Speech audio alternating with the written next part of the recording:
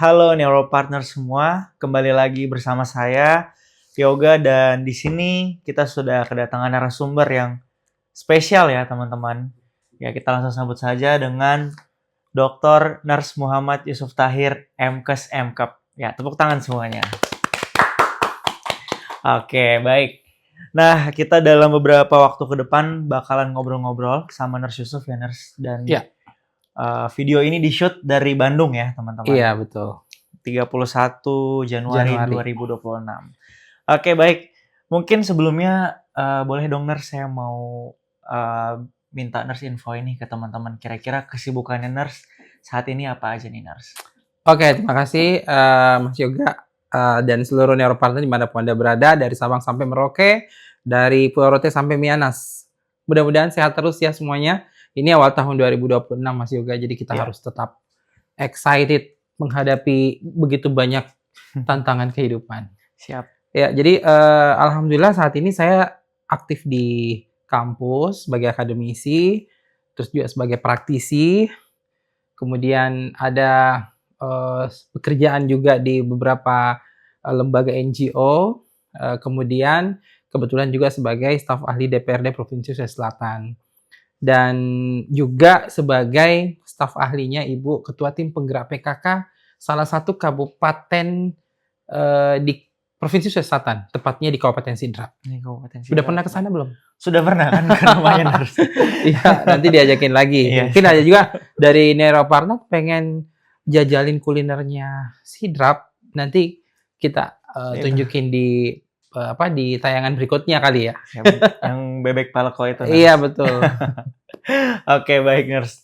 Dengan banyaknya kesibukan tadi semua itu Nurse, itu bisa ya Nurse untuk bagi waktunya ya? Sebenarnya sih awalnya memang menjadi sebuah mimpi ya. Jadi kalau di dunia kampus itu kan ya kita dituntut untuk melaksanakan yang namanya Tridharma. Ya. Ada ngajar mahasiswa, terus kita penelitian, kita pengabdian. Tapi setelah melihat segala bentuk dinamika hidup ini, ternyata profesi sebagai dosen itu tidak cukup. Karena kita harus tentunya memberikan dampak positif untuk masyarakat di aspek yang lain. Sehingga peran-peran yang tadi saya sudah sebutkan di awal, sebagai akademisi, sebagai praktisi, mengelola sebuah klinik NGO, kemudian sebagai staf ahli dan beberapa peran-peran yang lain di organisasi, itu sebenarnya dari bagaimana time management kita atur, bagaimana integritas, komitmen kita, dan kita bawa enjoy aja. Baik. Jangan jadikan beban. Jadi peran-peran ini kita bisa organize tahap demi tahap, dan kalau kita lahir dari sebuah proses yang memang sesuai dengan rules yang sudah ditetapkan, saya pikir semua bisa kita atur, semua kita bisa organize. Oke, baik. Berarti kata kuncinya di organize itu ya. Itu tergantung bagaimana self management kita. Karena kalau kita belum apa-apa udah jadiin beban peran yang satu, peran yang dua itu akan jadi apa ya? Walaupun misalnya hanya satu atau dua peran saja, kalau kita memang menjadikan itu sebuah beban, tidak dibawa enjoy, maka itu akan menjadi challenge tersendiri. Tapi begitu kita mengatur itu dengan baik, ya, kita gunakan time management kita dengan baik, kita buat satu goals yang memang karena kita punya mimpi, ya, punya mimpi tentunya untuk bangsa ini, garis bawahi bangsa ini. Baik. Karena banyak sekarang orang hebat, tapi untuk dirinya, tapi untuk negara kita ini butuh putra-putri terbaik bangsa yang dihadirkan untuk menyelesaikan begitu banyak persoalan yang klasik dan yang tidak klasik juga ada sih. Ya. Oke. Tadi bicara tentang peran juga tuh Nurse. Berarti di setiap tempat peran yang Nurse jalankan tuh berbeda-beda juga ya? Iya. Oh, baik. Contohnya misalnya seperti apa, Nurse? Misalnya kan saya sebagai dosen, yang saya hadapi itu kan mahasiswa. Baik. Mahasiswa, kemudian ada teman di kantor itu kan ada teman, sesama dosen, baik di sama-sama di prodi atau mungkin di prodi lain, Kemudian saya juga sebagai pimpinan perguruan tinggi, saya menjabat sebagai wakil ketua bidang kerjasama. Saya pasti berinteraksi dengan banyak orang. Kemudian saya juga harus hadapi pimpinan saya. Nah, kemudian ketika saya di DPR sebagai staf ahli DPRD, disuguhi dengan begitu banyak peraturan daerah yang harus saya analyze ya, sebagai bentuk suggestion saya ke teman-teman anggota DPR. Dari misalnya peraturan daerah, yang rancangan peraturan daerah kita harus telaah, atau mungkin kita rapat dengar pendapat dengan misalnya teman-teman LSM, kan beda dong perannya. Dan pendekatan yang saya lakukan ketika di kampus dengan di DPR itu berbeda. Nah, begitu pula kalau misalnya udah di klinik, ketemu dengan teman-teman, karena konsentrasi saya adalah ke teman-teman orang dengan HIV, ya, di komunitas program HIV, jadi berbeda lagi tuh perannya. Nah, nanti kalau balik ke rumah sebagai kepala keluarga, beda lagi perannya. Jadi, satu hari ini, energi kita harus diatur nih, Mas. Pagi harus sebagai dosen, siang harus gimana, sorenya gimana. Jadi jangan ngeluarin energi hanya satu peran. Nanti capek jadinya. Jadi sesuai sama porsinya masing-masing. Dan itu harus manajemen waktu kita memang harus benar-benar detail. Sampai-sampai biasanya saya di handphone ini udah ngatur schedule, dan kalau ada pertemuan dengan mahasiswa itu saya udah kasih alarm waktu, gitu, alarmnya bunyi udah kelar, selesai. Jadi emang harus benar-benar kita disiplin waktunya, Mas. Iya, betul. Ya. Baik, nah mungkin kalau saya lihat tadi ya, Nurse, ya, kan namanya Nurse nih panjang sekali ya, artinya itu menyangkut dengan gelar akademik juga. Iya. Nah, apa sih Nurse pentingnya pendidikan bagi seorang Nurse Yusuf nih? Pendidikan menurut saya adalah satu level yang kalau kita tahu mulai kita dari, kalau sekarang kan memang wajib belajar 13 tahun ya. 12. Sekarang 13 tahun, Mas. Oh, 13. Iya, karena harus melalui pendidikan PAUD, pendidikan anak usia dini. Nah, baru naik ke SD, ke TK, SD, SMP, SMA, sampai level berpendidikan. Jadi, sebenarnya pendidikan itu membuat kita membentuk karakter kita. Satu. Kemudian yang kedua, kalau bahasa kerennya tuh sekarang learning to know. Belajar untuk tahu. Kemudian learning to do. Belajar untuk melakukan sesuatu.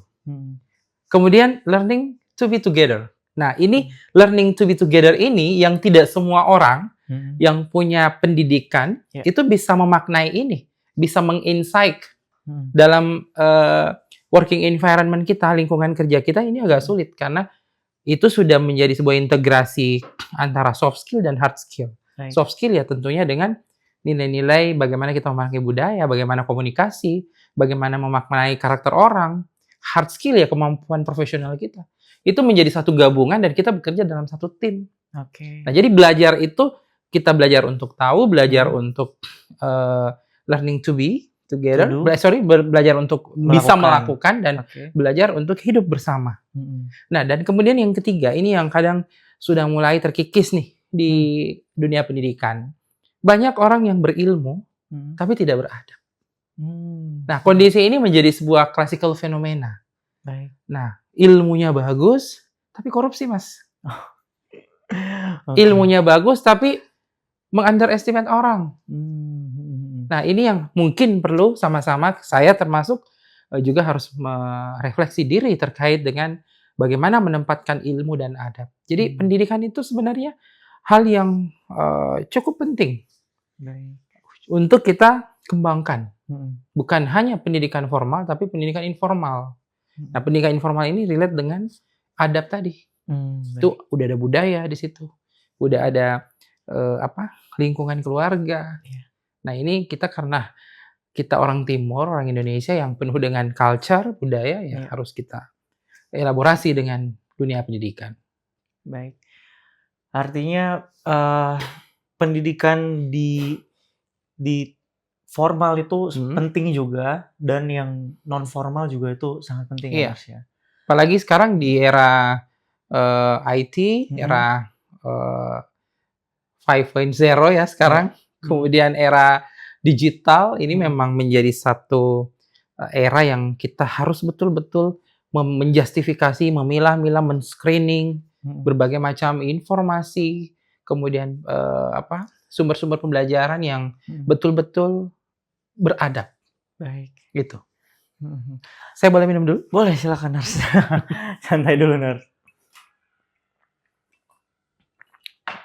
Iya. Baik Nars, bicara tentang pendidikan formal ya. Iya. Itu kan berarti bicara tentang ada biaya juga Nars. Iya. Nah, kebanyakan orang kan sekarang ini terkendala untuk menempuh pendidikan formal itu karena biaya. Iya. Dan kita tahu juga bahwa Nars Yusuf juga seorang awardee juga ya Nars ya. Iya. Dari LPDP. Nah, mungkin boleh diceritain dulu Nars terkait apa itu LPDP dan background-nya Nars sendiri. Kenapa bisa? Iya, baik. Jadi kalau mau cerita beasiswa itu Iya. perjuangannya luar biasa Mas Yoga. Baik. Aku pernah mencoba sampai 4 konsep dan 4 model beasiswa. Mulai waktu itu kalau S2 saya kan memang beasiswa dari foundation ya, beasiswa.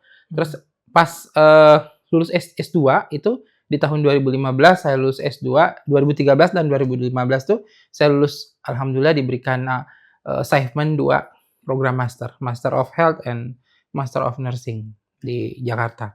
Nah, setelah itu jeda antara 2015 ke 2020 itu kan 5 tahun, Mas. Ya. Jadi saya sebagai pimpinan perguruan tinggi alhamdulillah diamanahkan pada saat itu, kemudian juga mempersiapkan diri untuk lanjut program doktoral. Baik.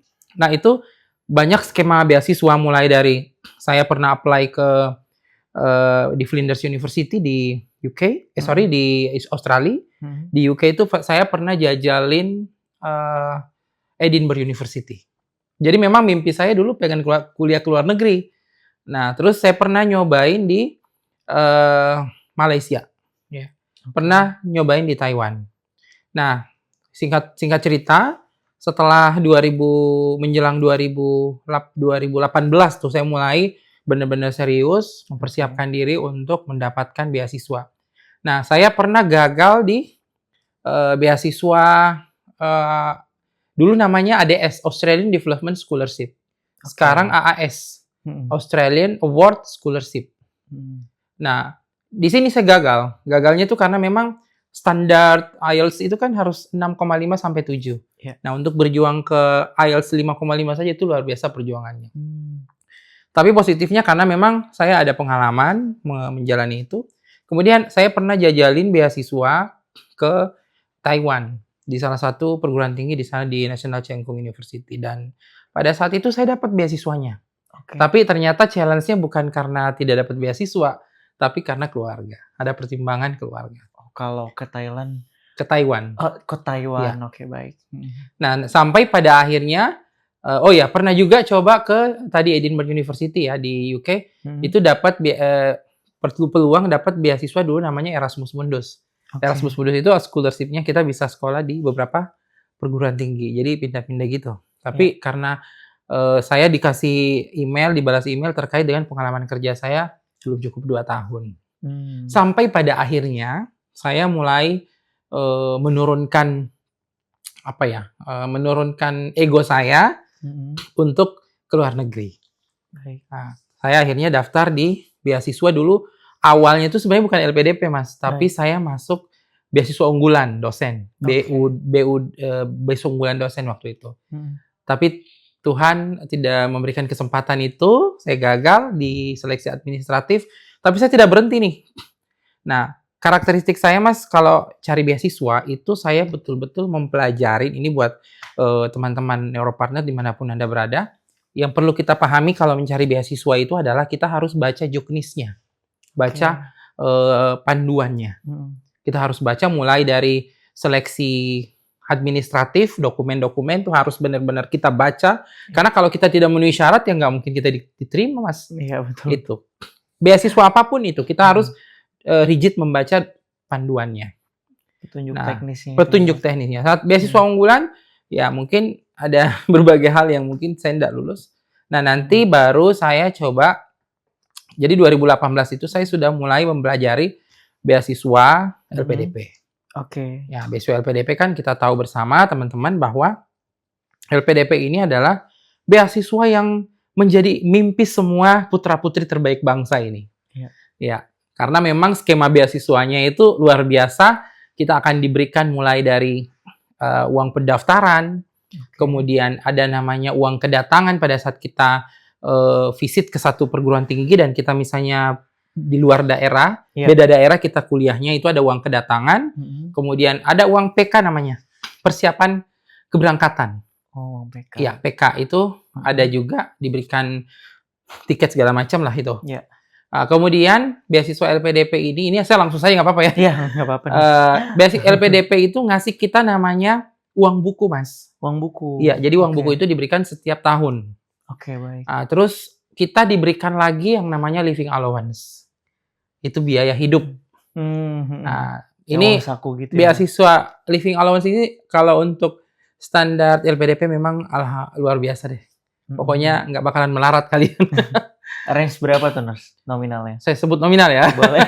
Nah, dulu saya tuh, saya sebut aja mulai dari pendaftaran ya. Iya. Dulu saya pendaftaran, itu kalau di Unhas 500.000 tuh. 500.000. Daftar. Nah, terus program dokter ya, Nurs? Program dokter. Oke. 7,5 apa 500, nggak tahu, antara 500 7,5. Saya lupa tuh pasnya. Terus saya dapat uang kedatangan tuh 8 juta, Mas. Uang kedatangan. Iya, 8 juta. Domisili Sidrap ya, Nurs? Iya, betul. Ke Makassar. Iya. Kemudian ada kalau PK waktu itu kan daring ya. Daring, jadi kita nggak dapat waktu itu. Tapi yang setelah angkatan selanjutnya, karena aku angka award di LPDP PK 171, itu kita lewat daring kegiatannya. Nah, saya juga mau nyampaikan ke teman-teman di persiap PK itu luar biasa karena kita mendapat banyak informasi yang bermanfaat, kemudian kita dihadirkan pula beberapa narasumber waktu itu saya hampir seluruh menteri hadir. Memberikan apalagi namanya materi ke kita. Kemudian ada beberapa penugasan. Nah, itu. Nah, selain itu living allowance itu uang apa ya? Buku 10 juta per tahun, kemudian uang living allowance saya waktu itu 4 jutaan deh. 4 jutaan per bulan. Per bulan, oke. Ya. Itu karena aku waktu itu istriku ke Makassar, jadi aku dapat 25% untuk tunjangan keluarga. Oh, baik. Gitu. Nah, sebenarnya kalau aku nggak ada BPJS, waktu itu disupport dari kantor, mungkin aku juga dapat, karena ada asuransi kesehatan juga buat kita. BPJS? Iya, itu ada juga asuransi kesehatan. Kelas berapa, Nurs, itu? Ya. BPJS kelas? Kelas 2 kalau nggak salah. Kelas 2, oke, baik. Terus untuk beasiswa, support funding yang lain itu adalah penelitian. Baik. Kita dibantu karena aku di kedokteran itu dibantu sampai 75 juta. Karena kita penelitian kami itu lab. Jadi di skema beasiswa LPDP untuk penelitian lab itu bisa disupport sampai 75 juta. Kemudian ada lagi, Mas. Ini masih banyak. Luar biasa ya, teman-teman. Kemudian ada beasiswa publikasi, support publikasi, skema publikasi. Jadi kita diberikan 2 kesempatan waktu angkatan saya tuh. Diberikan 2 kesempatan pertama, 2 kali publikasi. Kalau dia kuartilnya Q2 itu kalau saya tidak salah 15 juta, kalau Q1 itu 25 juta. Oke, baik. Nah, kemudian ada lagi, Mas, tenang. Ada support untuk conference. Itu boleh ke luar negeri, nanti direimburse sama LPDP. Oke, baik. Nah, apalagi ya? Ya itulah komposisinya.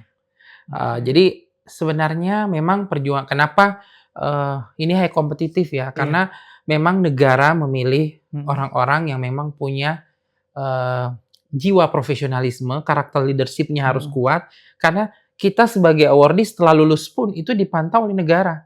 Kita harus memberikan impact dan dampak untuk bangsa ini dengan berbagai macam persoalan. Kalau aku, karena aku di bidang kesehatan, ya udah berarti persoalan kesehatan yang harus dibantu untuk beberapa daerah dan terkhusus tentunya di kampung halaman saya sekarang, karena memang peran saat ini alhamdulillah dikasih ruang sama kepala daerah. Gitu. Baik.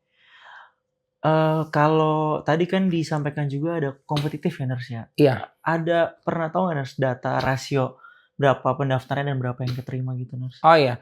Sebenarnya sih prinsipnya adalah LPDP itu kita nggak bersaing sama orang. Kita bersaing sama diri kita sendiri.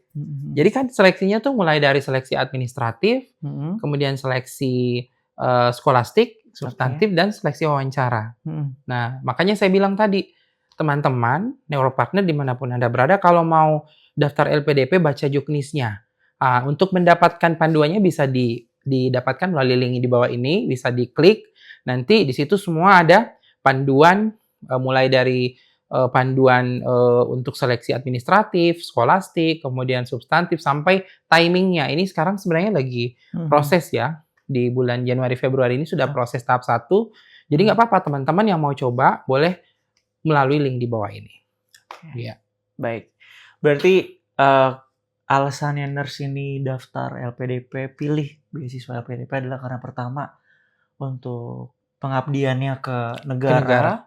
Kemudian yang kedua pun juga fasilitasnya alhamdulillah ya sangat difasilitasi oleh negara. Betul. Makanya kita kalau tidak memanfaatkan dengan sangat baik apa yang negara telah berikan, alhamdulillah saya selama pendidikan tidak ada tantangannya memang cuman challenge yang klasik ya, yang maksudnya dalam proses mulai dari perkuliahan, proses penelitian, publikasi sampai promosi itu hal yang masih lazim lah terjadi. Jadi kalau terkait dengan biaya, alhamdulillah LPDP support luar biasa. Selama kita memenuhi syarat, kan di setiap semester kita harus lapor kita harus ngelapor progress report kita ke LPDP. Kayak gitu. Supaya mereka pantau nanti. Benar. Oh, berarti memang sejak saya kenal sama nurse sih selalu yang ditekankan poinnya tuh kebermanfaatan dan itu sangat dinilai oleh LPDP nurse ke masyarakat. Nah, saya mau cerita gini, Mas. Dulu waktu 2011 itu kan saya baru bergabung di salah satu NGO ya. Salah satu organisasi sosial yang bergerak di bidang HIV. Dan pada saat itu teman-teman mohon maaf nakes-nakes yang lain tuh ngelihat ngapain sih ngurusin kayak gitu-gitu yang dalam tanda petik secara moral itu mereka dijudge gitu ya. Artinya ketika orang-orang ini menjudge bahwa ODIF ini adalah tanda kutip hukuman dari Tuhan, di situ justru nurse melihat itu adalah panggilan ya nurse. Iya, karena sebenarnya kalau kita melihat fenomenanya adalah banyak juga di antara teman-teman ODIF itu adalah korban. Ya, jadi tidak semua adalah pelaku. Pelaku pun sebenarnya, karena kan kalau teman-teman yang masuk dalam chronic disease itu atau penyakit-penyakit kronis, itu yang bermasalah bukan hanya aspek fisiknya, Mas. Tapi ada, kalau kita lihat dimensi kualitas hidup kan ada fisik, psikologi, sosial, kemudian lingkungan, dan juga spiritual. Jadi pendampingan kami itu konsentrasinya kalau dia fisik memang sudah pasti melalui medical treatment. Kalau yang dimensi-dimensi lain ini yang melalui pendampingan khusus. Kalau di disertasi S3 saya memang sudah kami desain itu namanya coaching. Kita lakukan pendampingan dengan metode coaching. Goals-nya apa, nurse? Goals-nya ya terhadap dimensi kualitas hidupnya. Baik. Jadi perbaikan ya, bukan kalau kualitas hidup itu setiap kondisi penyakit kan berbeda, berbeda hasilnya. Pasti ada konsentrasinya mungkin ke medical treatment, ada yang ke dimensi-dimensi treatment yang lain gitu. Yang utama mungkin fisik dulu setidaknya nggak lebih parah gitu ya nurse. Karena sekarang kan stigmanya juga luar biasa. Dari nakes sendiri kadang memberikan stigma kepada mereka. Dan kadang di lingkungan pun diisolasi juga ya nurse. Dulu begitu, tapi sekarang masyarakat sudah mulai memahami bagaimana transmisi penularan HIV, jadi sudah dianggap seperti hal yang pada penyakit pada umumnya lah gitu. Baik. Baik nurse, kemudian masuk ke ini ya nurse ya, topik doktoral nurse yang LPDP ini. Untuk apa sih nurse hal yang bikin nurse itu kayak deg-degan waktu awal daftar LPDP nurse? Ya tentunya khawatir nggak lulus ya. Makanya, tapi keyakinan itu selalu ada. Saya yakin bahwa apa yang selama ini saya lakukan untuk bangsa, khususnya pada pelayanan kesehatan, lebih khusus lagi pada teman-teman ODIF dan juga kondisi pelayanan kesehatan di Indonesia, itu menjadi PR. Kalau nawaitu kita, niat kita memang sudah utuh ya, itu memang kansnya dapat, Mas. Begitu saya apply, ya, setelah saya bikin akun, saya mulai dari CV. CV itu kan pada umumnya ya, ada Iya. KTP, nama lengkap, kemudian Iya. data keluarga, data orang tua. Nah, baru di bawah-bawahnya itu nanti ada data mulai dari eh, apa eh, kelebihan kita, kekurangan kita, Oke. kemudian ada terkait dengan proposal preset kita, ada terkait goal statement kita untuk kalau kita setelah selesai kita lulus, kita mau ngapain nih Iya, iya. untuk Indonesia, itu ada. Nah, itu saya benar-benar menulis itu sesuai dengan konkret apa yang saya alami selama ini. Ini Tidak kerjakan. ditambah-tambah, tidak dikurangin, dan jangan pernah sama sekali berbohong. Oke, baik. Karena itu akan di-cross check pada saat wawancara. Baik. Gitu. Nah, jadi konsentrasi pada saat kami menyusun itu betul-betul dipersiapkan dengan baik. Kekhawatiran pasti ada, tetapi di akhir CV saya tulis, mungkin saya bukan orang yang terbaik, putra-putri bangsa ini, tapi izinkan saya untuk memberikan yang terbaik untuk negara ini. Itu yang saya tuliskan. Di kalimat itu mengandung poin Makna besar. pengabdian itu ya, Nars. Benar. Dan itu Baik. sudah saya lakukan 10 tahun sebelumnya. Oke, dari yang Gitu. 2010 sampai 2020. Benar. Bahkan sebelum menjadi awardee LPDP itu Iya, sendiri ya, 10 Nars. tahun, Mas. Itu sudah kami lakukan. Dan di riset S2 saya kan memang Iya. konsentrasinya ke terkait dengan HIV. Ya. Oh, ya. Baik. Artinya Nars berarti sangat layak ya untuk teman-teman di sini kalau misal ada rencana ingin beasiswa LPDP mungkin mempersiapkan diri terhadap pengabdiannya dulu ya, Nars. Ya, tentunya itu ya. Tapi itu kan salah satu variabel yang dinilai. Ada variabel-variabel yang lain yang tentunya juga relate. Oke. Nah, cuman memang biasanya karena LPDP kalau kita lihat deskripsinya itu kan LPDP mencari calon-calon pemimpin bangsa yang profesional untuk mengabdi di negara kita ini. Iya, baik. Jadi memang harus orang yang betul-betul punya experience, kemudian punya motivasi, inovasi, integritas untuk menyelesaikan berbagai persoalan di bangsa kita. Nah, bisa saja teman-teman mungkin ada di bidang ekonomi, bidang sosial, bidang politik yang selama ini sudah digeluti lama. Ya. Cuman memang harus terrekognisi, Mas. Itu harus ada bukti dokumennya. Dokumentasinya. Iya, mulai dari sertifikat, kemudian kalau ada berita acara, SK, itu sudah harus kita kumpulin sejak dini. Oke. Nah, jadi itulah yang akan menjadi penguat bahwa di antara sekian banyak calon awardee, kita layak untuk menjadi seorang awardee LPDP. Gitu. Baik, Nars. Oke. Kemudian setelah mengalami menjadi seorang awardee LPDP, Nars, kan kuliah doktoral tuh ya, Nars. Iya.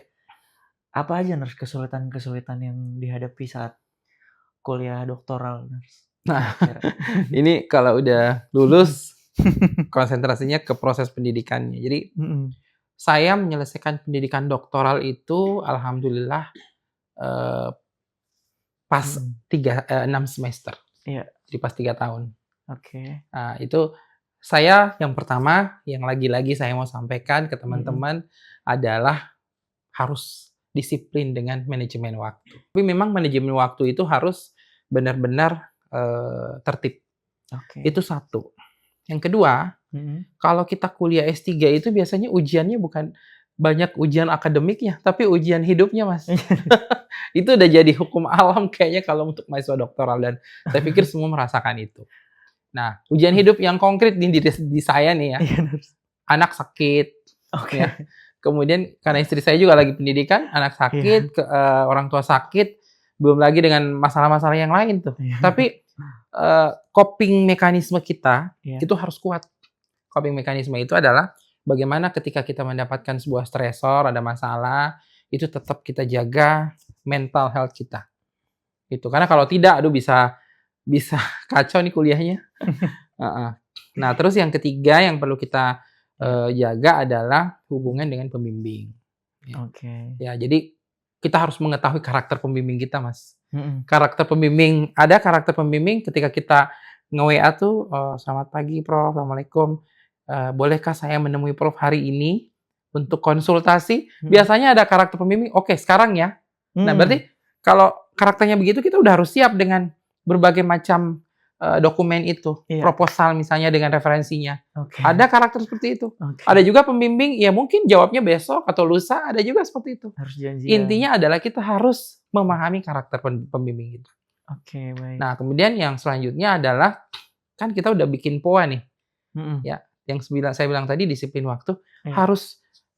harus monef POA itu, hari ini saya udah ngapain aja untuk proposal saya. Oke. Nah, itu. Dievaluasi lagi Dievaluasi satu persatu. satu persatu. Iya, kenapa Kedengarannya ini emang agak rigid, agak rempong, tapi itulah efektivitas strategi kita. Karena kalau di S3 mah strategi, bukan kemampuan murni akademik. Karena banyak hal yang menjadi satu challenge kita. Oke, baik. Iya. Kan mostly di S3 itu tantangannya adalah disertasi ya, Nars. Kalau Nars sendiri waktu itu strategi menghadapi disertasinya tuh gimana, Nars? Iya, jadi saya punya tim, Mas. Oke. Karena mulai dari penyusunan systematic review, karena untuk memilih satu topik penelitian tuh kita harus benar-benar ngumpulin referensi, mengcollecting referensi, layak nggak, ada urgensinya, ada novelty-nya nggak penelitian ini dilakukan. Itu saya siapkan dalam bentuk systematic review. Oke. Nah, baru nanti setelah systematic review-nya jadi, konsultasi ke pembimbing, sambil ngerjain proposal. Jadi strategi-strategi seperti itu harus paralel. Jadi kalau di S3 tuh disertasi harus ada novelty atau kebaruan itu ya? Iya, benar. Harus itu ya? Harus. Karena itulah yang membedakan dengan program yang S2. Ini novelty itu kan bervariasi tentunya ya. Ada terkait dengan subsample size-nya, ada terkait dengan main menu intervensinya, ada terkait dengan apalagi namanya metodologi dan outcome-nya. Ya. Banyak variabel tentunya terkait novelty, kebaharuan. Karena kalau tidak ada novelty, itu tidak ada challenge-nya, tidak ada urgensi, dan nggak jelas kita mau ngapain nih. Iya. Ini doktoral soalnya ya. Harus dari awal. Iya, benar. Dan itu harus memberikan impact. Oke. Kalau mungkin agak mundur sedikit nih ke LPDP lagi.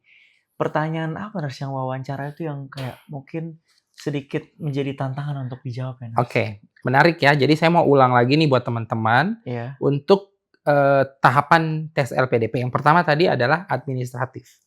Nah, di administratif yang perlu teman-teman harus perbaiki adalah dokumen-dokumen yang menjadi prasyaratnya. Jangan pernah menuliskan sesuatu yang tidak sesuai dengan panduan.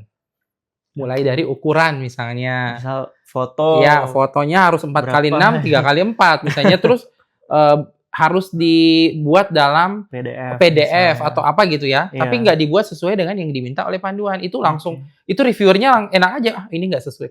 Langsung di outlier. Nggak usah lihat, langsung buang aja. Langsung buang. Nah, itu hal yang sederhana. Baik. Kemudian kalau di tes administratif juga, jangan pernah menuliskan dan mengupload dokumen yang dibuat-buat. Oke. Karena itu akan di cross check di wawancara nanti. Ya, gitu. Dan itu kalau LPDP, apalagi sekarang kan LPDP udah keren, dia bisa tracking tuh ke dokumen-dokumen kita. Termasuk apa Nars yang paling sering terjadi orang? Contohnya TOEFL. TOEFL. Iya, TOEFL tuh nggak, hati-hati sekali dengan TOEFL. Jadi teman-teman jangan pernah nakal. Apalagi ini kan TOEFL ITP, Mas. Iya. Jadi mending mempersiapkan diri, kursus, ikuti pelatihan preparation TOEFL atau IELTS. Nah, itu baru tes. Saya berkali-kali Mas tesnya. 2 tahun saya prepare. Bayangkan 2018, 19, 20. 500 ya Nars ya untuk TOEFL? Kalau dulu iya 500, 550 lah kalau mau amannya. 550. Iya. Alhamdulillah saya bisa di atas 550. Berapa kali Nars itu? Aduh, berkali-kali itu sampai mulai dari paper base ya. ITP memang karena dia internasional, jadi tapi sebenarnya setiap tes bahasa Inggris itu boleh kita menggunakan trik, nanti diajarkan. Untuk preparation untuk benar ya, itu di administratif ya. Jadi hati-hati di administratif. Termasuk ada 2 surat pernyataan rekomendasi dari tokoh pendidikan misalnya atau mungkin kepala daerah. Itu juga berpengaruh, Mas. Jadi kita harus cari orang-orang yang memberikan rekomendasi yang punya track record yang baik. Khususnya dalam bidang pendidikan. gitu. Nah, kemudian yang paling Misal, prinsip juga adalah ijazah. Ijazah itu harus kita lihat kalau dia minta legalisir ya harus dilegalisir. Iya. Ya, transkrip nilai juga seperti itu, ya. Hmm. Termasuk dokumen sertifikat kan di situ ada kita misalnya ikut pelatihan Iya. sebagai narasumber itu kita kumpulin semua, di-scan kemudian di-upload. Gitu. Kalau dulu saya bahkan sebagai ketua remaja masjid itu saya Iya. masukkan karena Oh, baik. ya itu kan bentuk bakti kita gitu. Nah, ada terus yang kalau kita udah lulus tes administratif ada seleksi skolastik atau Iya. seleksi substantif di situ lebih ke penalaran.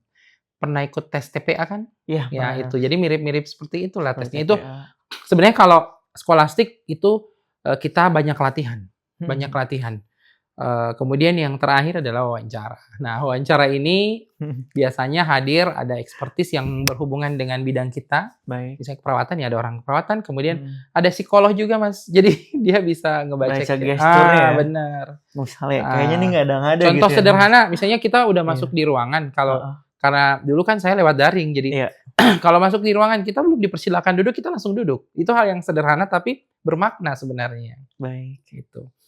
Nah, jadi 3 tahapan ini akan menjadi sebuah proses yang saya yakin teman-teman akan lalui dengan baik. Kalau dipersiapkan dengan baik pula. Baik. Gitu. Ada nggak nurse ritual khusus yang nurse lakukan pada saat misalnya mau melakukan seleksi LPDP itu gitu? Ya. Kebetulan saya tes LPDP-nya sekali doang. Sekali Jadi, sekali doang alhamdulillah langsung lulus. Oh, Jadi iya. sebenarnya prinsipnya adalah kita sebagai manusia kadang-kadang mengesampingkan kalkulator Tuhan. Oke. Kita selalu menggunakan kalkulator manusia. Nah, kalau masih kita udah ikhtiar terbaik, udah belajar, udah prepare nih 2 tahun misalnya, udah pokoknya semua sudah kita lakukan untuk lulus LPDP, terakhir kita melibatkan Tuhan di dalam proses itu. Oke. Kalau melibatkan Tawakal Allah, ya kita tawakal, kita nawaitunya untuk umat, nawaitunya untuk masyarakat Indonesia, Iya. persembahannya untuk bangsa negara, saya pikir tidak ada alasan untuk Tuhan tidak berikan yang terbaik untuk kita. Saya kira seperti itu, Mas. Artinya untuk ritual tertentu misal kayak apa sebelum ujian nurse sholat dulu 2 rakaat atau apa, Anda ada? Iya. Kalau itu kan sangat personal sih ya, Personal, karena setiap agama mengajarkan kita untuk bermunajat kepada Tuhan. Iya. Jadi kalau saya style hidupnya emang selalu bangun sebelum sholat subuh, jadi kita sholat subuh, kemudian sudah sholat subuh ya kita biasanya kalau di muslim itu ada sholat duha, ya kalau di muslim juga ada sholat tahajud. Lakukan yang menurut teman-teman, kita kan tuntunannya ada Mas. Ya, lakukan sesuai dengan tuntunan. Kalau teman-teman yang non-muslim juga punya ritual spiritual sendiri. Karena memang makna kehidupan ini harus dengan pendekatan, kan dimensi hidup kita ada fisik, ada psikologis, ada sosial, ada environment, ada spiritual. Nah, pendekatan spiritual ini bisa memberikan effort yang besar untuk kita. Gitu. Baik. Satu pertanyaan yang saya mau tanyakan lagi, Nurse. Pada saat wawancara LPDP itu pertanyaan yang jebak tapi berkesan buat Nurse ada nggak? Gitu.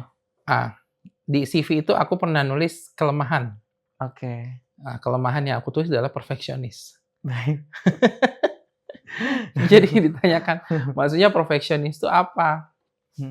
Jadi perfeksionis di CV itu sebenarnya adalah merupakan kelebihan kita. Tapi karena saya menganggap itu terlalu detail, terlalu rigid, jadi itu saya jadikan sebagai kelemahan. Tapi ternyata dianggap positif. Jadi walaupun kita nulis kelemahan ya jangan juga meng-underestimate diri sendiri. Ya. Jadi intinya sebenarnya gini Mas. Apa yang Anda tulis di CV itu betul-betul Anda bisa pertanggungjawabkan. Itu. Saya kira itu berkesan ya. Iya, berkesan banget. Oke, pertanyaan selanjutnya. Selama menjalani S3 dengan beasiswa LPDP, tantangannya tuh di fase awal riset, publikasi, atau disertasinya, Nurse? Semua ada challenge-nya. Terberat di penelitian, di penelitian. proses penelitian. Karena lab juga itu yang Lab. sambil. Khususnya pada saat saya ngambil sampel darah, itu Oke. benar-benar saya harus jaga kondisi darahnya supaya tidak lisis ya. Kemudian karakteristik sampel subjek penelitian ini kan manusia kan, Iya. jadi subjek penelitian, jadi takutnya dia ogah-ogahan, Iya. takutnya dia nggak mau lagi. Jadi, aduh luar biasa tuh kalau cerita. Saya pernah ada cerita lucu ya. Jadi saya udah harus ngambil sampelnya dan harus bawa ke lab. Iya. Tapi orangnya nggak datang. Hanya untuk satu sampel, itu saya harus nyuruh salah satu tim saya untuk ngambil sampel. Kalau dari Makassar ke Takalar, tahu nggak Takalar tuh Iya, sekitar tahu. 1 jam lah kurang lebih. Kalau macet 1,5 jam. Oke. Jadi untuk ngambil satu sampel itu, tim saya harus datang ke situ untuk ngambil sampel terus dibawa lagi ke Unhas. Itu kami khawatirnya dalam proses perjalanan darahnya lisis. Ya itu jadi dinamikanya seperti itu kalau dalam proses penelitian. Kalau pengolahan data, publikasi juga ada, kadang juga ada tantangan ya, tapi triknya kalau untuk publikasi begitu kita dapat baseline data itu udah bisa kita olah untuk kita publish. Oke, baik. Ya. Jadi hampir semua tahapan ada tantangannya sih. Tantangannya. Iya. Tersulit di bagian tadi penelitiannya. Nah, juga yang harus kita jaga kan biasnya, Mas. Oke. Iya. Kalau bias nanti olahnya dan membahasnya itu agak sulit. Harus kumpulin beberapa referensi, harus membaca pengalaman empirik. Banyak lah. Mungkin kan pada saat nurse menjalani itu semua ada momen stuck-nya juga ya nurse ya. Entah itu misalnya ada revisi Jenuhnya gitu. berkali-kali ya, jenuhnya. Iya. Nah, itu apa yang biasa nurse lakukan supaya nggak stop di situ aja tuh nurse? Tidur. Kalau udah stuck, udah benar-benar blocking, tidur aja. Nah, ini juga cerita lucunya kalau udah tahap menyusun disertasi mulai dari proses proposal sampai hasil ya. Kan tempat saya nongkrong tuh di warkop atau di coffee shop ya. Oke. Kadang-kadang saya tuh nongkrong di sana 2 jam, tapi nggak nulis apa-apa. Nggak ada nggak ada inspirasi. Nyari suasana Jadi aja. nyari suasana aja. Aduh, apa yang harus ditulis? Nah, cuman positifnya waktu saya S3, saya ngasih tahu tim pokoknya 1 hari 1 jam harus ada progres. Mau itu kita diskusi, mau itu kita nambah-nambah tulisan, dan itu semua terencana, Mas, di BIPOA. Oke. Apakah nurse salah satu orang yang target yang menganut prinsip yang penting progresnya sedikit tapi continue setiap hari? Iya, benar. Itu harus kita jaga tuh. Nah, suasana ritme ritme akademiknya harus terjaga. Jadi yang harus kita semangat kita. Kadang kan kita lagi manusia banget, lagi down. Kalau udah ya tidur. Nanti habis bangun udah good feeling lagi. Itu. Oke, nurse. Pertanyaan selanjutnya tuh seberapa besar peran dari misalnya sesama awardee, kemudian dengan supervisor ataupun dengan dosen akademik juga itu terhadap nurse sampai dengan lulus ini? Apa aja tuh kira-kira perannya sebesar apa dari kalau bicara peran itu memang besar banget perannya, Mas. Besar banget. Karena kalau tidak didukung nanti kita mau konsul nggak bisa.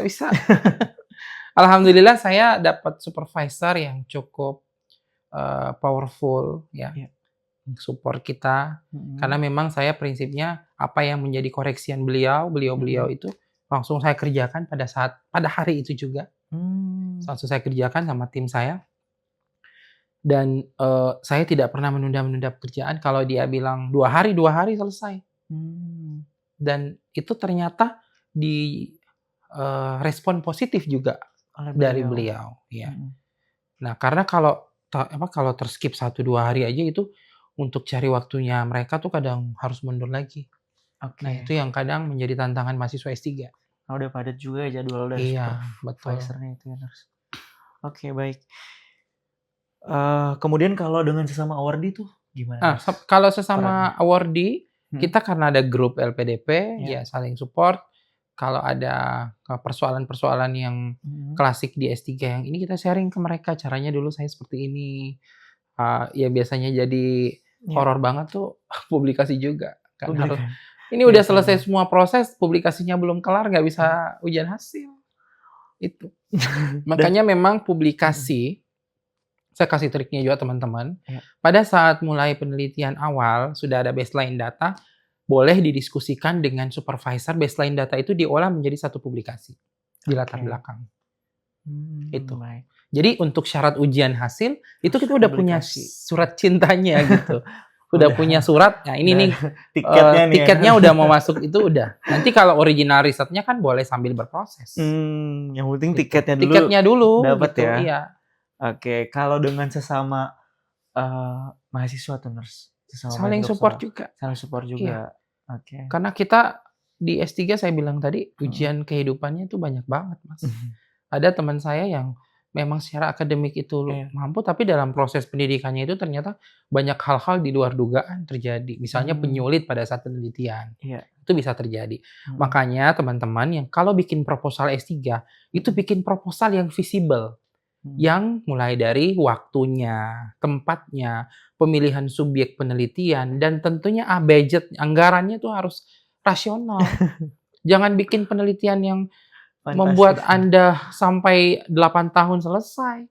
Ini kita bukan mau menunjukkan kehebatan, tetapi kita mau bagaimana berproses, memahami novelty penelitian, urgensinya, metodologinya jelas, outcome dan take home message-nya ada gitu.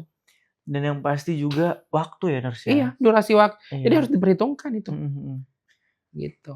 Baik. Apalagi kalau LPDP tuh ketepatan waktu tuh juga adalah keharusan. Benar. Ya, makanya kan kita harus ngelapor di aplikasi kita, di akun kita tuh setiap semester. Ada progres akademik yang harus dilaporkan. Gitu. Oke, baik. Nah, nurse kalau misalnya bisa nih ngomong ke diri sendiri yang waktu dulu masih mau daftar LPDP nih nurse, mau ngomong apa kira-kira tuh sama nurse Yusuf yang dulu baru daftar tuh dari sekarang? Jadi teman-teman jangan pernah takut untuk bermimpi. Jadi yang harus dibangun itu di alam bawah sadar kita adalah kita harus bermimpi setinggi-tingginya. Tetapi untuk bermimpi itu harus punya action, Mas. Oke. Iya, dan kita harus berpikir rasional. Ya.